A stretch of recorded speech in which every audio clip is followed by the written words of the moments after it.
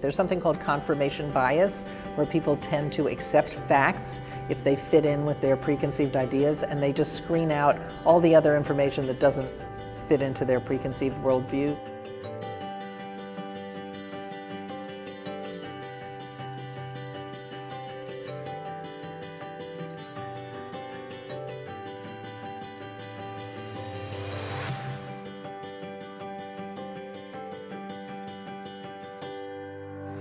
I would tell students to make sure they read news from a lot of different sources. Don't just stay in your own little opinion silo. Don't just read news that agrees with you.